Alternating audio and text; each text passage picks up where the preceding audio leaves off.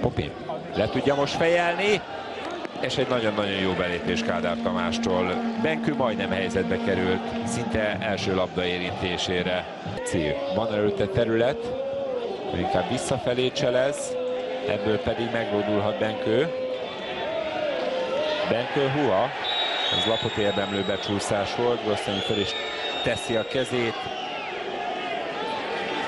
Érezte Gosszonyi András, hogy szabálytalankodnia kell, már bocsánat, mert különben Benkő nagyon tisztán vihette volna rá a védelemre, az elég szellős Diósgyőri védelemre a labdát.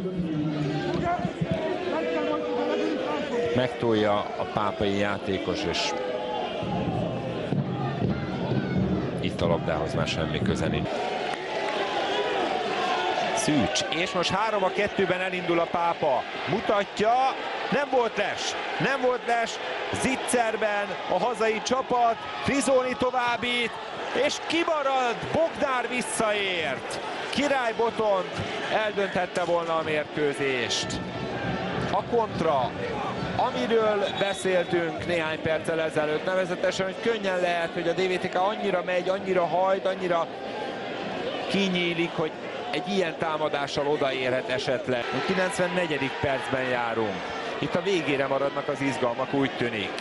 Benkő eléri a vonal előtt, rávezetheti Alvesre. Alves mellett Benkő, Frizoninak passzolja vissza. Szép összjáték, Benkő, valamint Okuka. Benkő lövi el, Antal véd.